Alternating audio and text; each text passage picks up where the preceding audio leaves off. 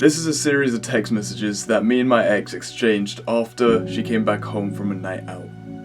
You see, at this point in my life, I was in the worst mental state, not even that great of a physical state either, solely because I've had so many things that I was messing up and going on at the same time that I wasn't able to keep track of what I was doing. And I had no intention to improve myself, and I had no intention to be better. I just kind of let life push me along to wherever it wanted me to go. Fast forward 3 years and I've been in the practice of improving myself in all aspects of my life, whether it be physical, relationships, friendships, mental, very much on my mental side, because I have a lot of childhood trauma that's stacked up that I didn't give myself time to think about. A lot of negative emotions and a lot of negative situations which I didn't let myself fully process. And at the time when they happened, I was a avid video game player and someone who'd always go on their phone on social media and everything. Like, I would sit down and stay on Snapchat waiting for my ex to send me a message because I had nothing else to do. So whenever a negative situation arrived, I would go onto my phone and start playing video games. Which means when the negative emotion came up and presented itself, I blocked it away and pushed it down into my subconscious and then blocked it off with video games and with social media. I'd never intended my life to go down such a trajectory it was at that point, because my parents had always told me that I had to be this certain thing, I had to improve myself, I had to be better than everyone else, and I could work hard and I had this potential to work hard. But I never really took that into account, and I kind of just expected to be like everyone else and do the same things that everyone else was doing. Now, looking at the point I am now, I'm obviously doing things that not everyone else is doing. I'm obviously trying to improve myself, and if you're watching this video, then you are also doing things that not everyone else is doing, which is a sign that you're on the right path.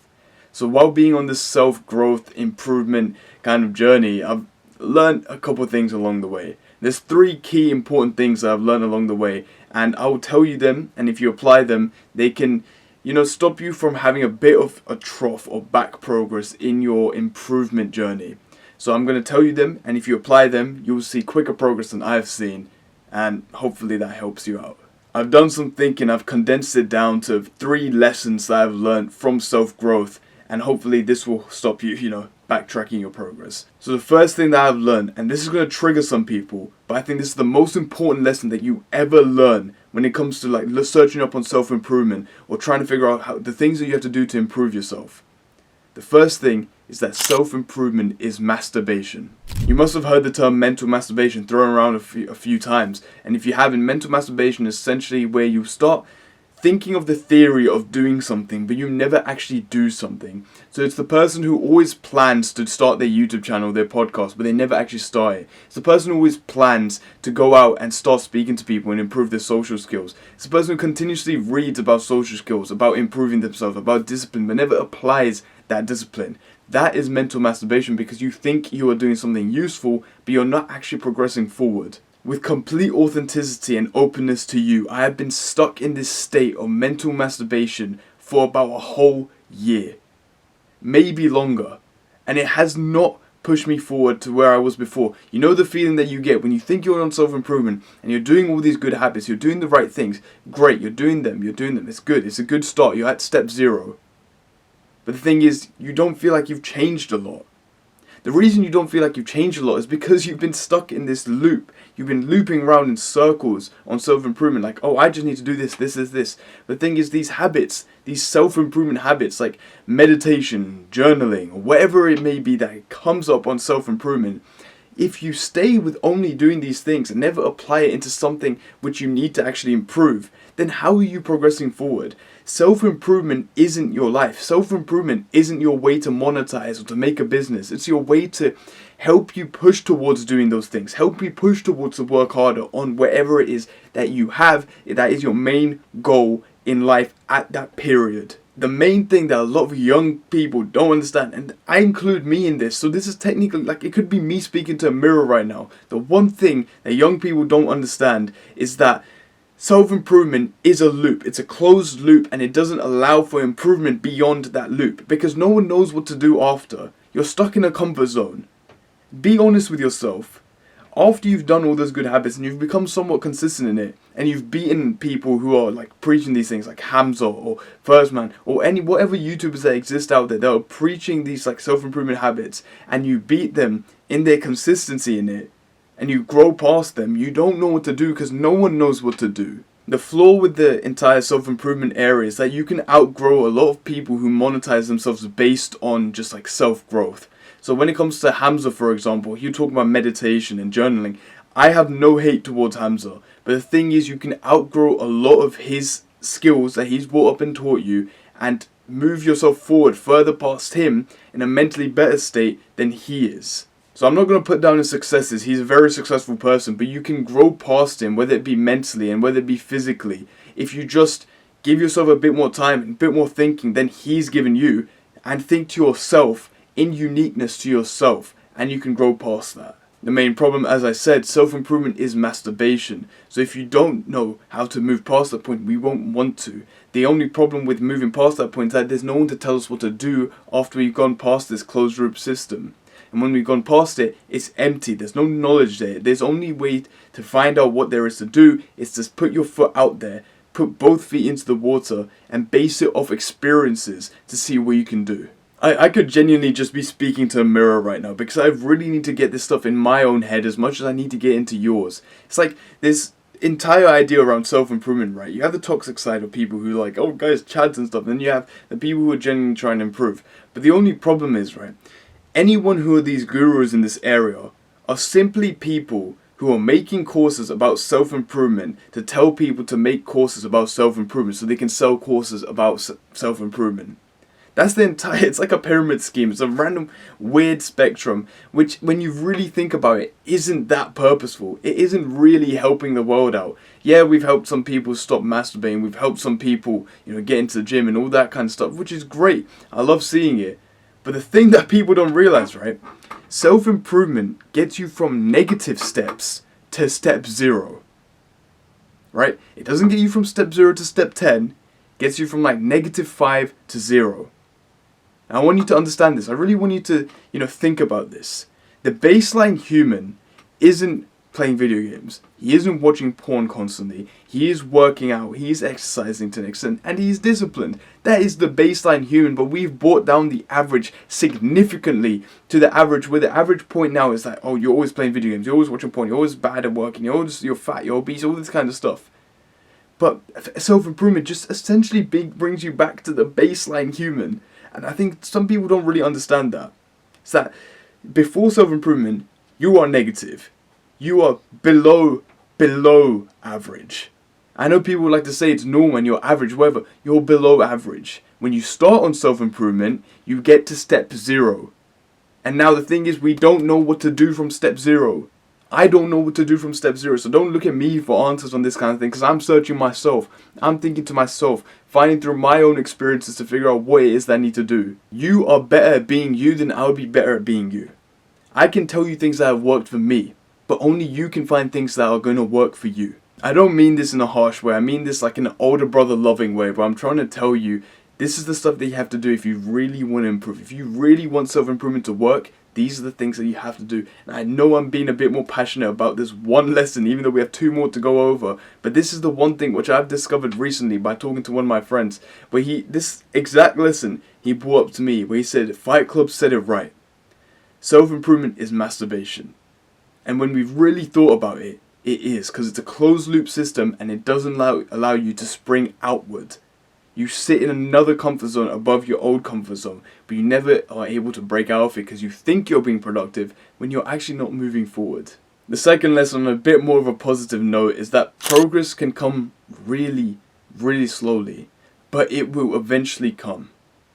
And it doesn't mean that it will eventually come. Oh, fuck's sake. Am I dirty-minded for like every time I say come, I'll just think fucking semen. No, I'm a little bit immature. I'm still a bit of a child. But it's fine. Your progress will eventually arrive. You'll eventually arrive when I'm done with it. I don't want you to take this as a misconception that, oh, my progress will eventually come, so I can just sit down and my progress will be here. Like, no, you have to work towards it. You have to be consistent. There's a level of consistency that matters, where it's like, if you keep working hard at something, you keep showing up every day, no matter how slow the progress is, you might have a big spike in the event, you might have this, you might have this. I think Tate said it best, where he said, I'm trying to remember the exact words of it, so just give me a second. This was going to be like a beautiful moment where I was going to say a quote and really, spiral it out and cut it off like with a massive bow at the end and push it to you like a present. The reason you should show up every day is that you will eventually get your lucky day. The thing is, if you don't show up every day, you might miss your lucky day. So you need to show up every day so that you know that eventually at one point you might hit your lucky day. That's why people are more lucky than you, because you are missing out on your lucky days. You're missing out on those days where you might blow up. You're missing out on those days you might get that promotion. You're missing out on those days that you might get the click in the topic you're trying to learn. But you need to be consistent every day to figure out where that day is. But the only way you do that is by showing up every single day. And as long as you show up every single day, that progress will eventually build up and you will eventually get to the point that you want to be. The thing is, there's a misconception, right? It's like it's linear. The entire trend graph, yeah, it's linear. But when you zoom in on that graph, you'll see this. That's literally what the graph of improvement looks like. And then if you really come to terms with that, and really accept that you're going to have downs, you're going to have ups, you're going to have downs, you're going to have ups, then you're going to finally figure out that if I have a down, that means if I keep on coming every single day, I will eventually get back to the up. You can't appreciate the ups without the downs. You've got to have the downs to appreciate the highs. So keep that in mind. Now this third lesson has got to be one of the most relieving, best lessons that I've learned while I've been on this growth kind of journey. I'm trying to think of another word of journey. Voyage. My fucking self-growth voyage. That's what I've been on. But this is going to be one of the most important things I've learned on this self-growth journey, and that is, even when I lose, I win. And you might be a bit confused by that. You may have heard this a few times, and it may be a bit cliche. But I want you to really understand that even if I lose, I win. There's two ways to look at it. The first way is that when you lose, you learn from your mistakes and you get better. So no matter what happens, no matter if you fail, no matter if you go bad, no matter if you're in a trough, no matter if you're in a rut, you're going to learn from what you did wrong and what you can then figure out in thought with yourself, in thought with your own experiences, in thought with your own thoughts, no one else's thoughts. You're going to figure out what it is that you can do to avoid making that mistake again. And the fact that you've been given that opportunity to not make that mistake again and to help yourself move forward, that is a win in itself. You can't appreciate the wins without losing. You have to lose. You have to fail if you want to appreciate winning. The other way to look at it is that we always think of the outcome of what we're trying to do to be our indicator of success. But instead I want you to look at yourself as the outcome. If you lose it all, you are a better person than you were before because you know more. Your knowledge, you know more. There's more experience, there's more knowledge, there's more insight after you've failed. So you're essentially a better outcome than you were than the person before. So no matter what happens, you win, you improve, you get better. If you lose, you improve. If you win, you've improved. That's the way to look at it. Don't look at the outcome of what you're trying to do. Look at the output of you.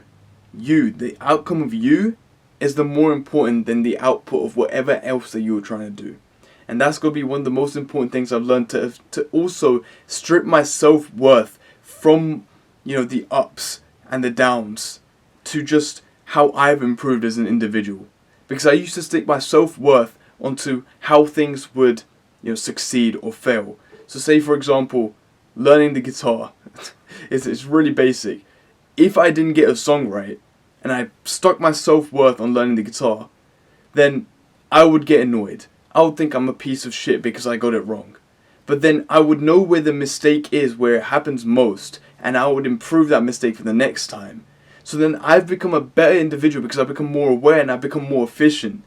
Even though that only happens when I stick my self-worth onto me instead of the guitar. But if I stuck my self-worth on the guitar, I would keep on saying I'm bad, I'm this, and this, and this, and this. And I'd really just talk myself out of improving myself. It's the same way when it comes to when you're working on a project. Say you're working on a project and you've tested something and it's failed. If you attach your self-worth to whether the project fails or succeeds, then if it fails, you're going to think you're a shit person. You're going to think you're really bad, and you talk yourself out of even improving from that point on. Whereas if you stick your self-worth onto you, where it's that if you failed, now you know what to improve, and now you know what to push past to become better. So then your self-worth is put on you. I gave this video a bit of deep thought to really figure out what were the main things that I've learned on my self-growth, self-improvement voyage, and the things that have genuinely given me the biggest jumps and improvement. And where I could have made mistakes, but instead when I learned this, I didn't. And hopefully that's been of value to you. And it doesn't matter what you take from this video. It could be 1 out of the 3 lessons, but you gotta find the thing that resonates with you the most. And if that thing is the one thing that you can't stop thinking about, the one thing that you can't stop talking about, the one thing that you can't stop telling your friends about, and they keep telling you to shut the fuck up and to talk about something else, that's the thing that you have to do to put into your life to push yourself forward. And as long as you put that in your life and you see improvements just as I did, I wouldn't be a happier person. So please, take something from this video and apply it into your own life, and hopefully I see you improve. So just to round this video off, for anyone new, my name is Vanch, and I just upload videos with value so that you can see improvements in yourself. So click on the subscribe and the post notifications so you can see more of my videos with more value. Please, please. I need view time and subscribers, please. I feel really low right now. Oh, for fuck's sake. Thanks for listening, man. Click on this next video and click on this subscribe. It's a bit easier here, so hopefully that's been of value. Go get that shit, man. Love you.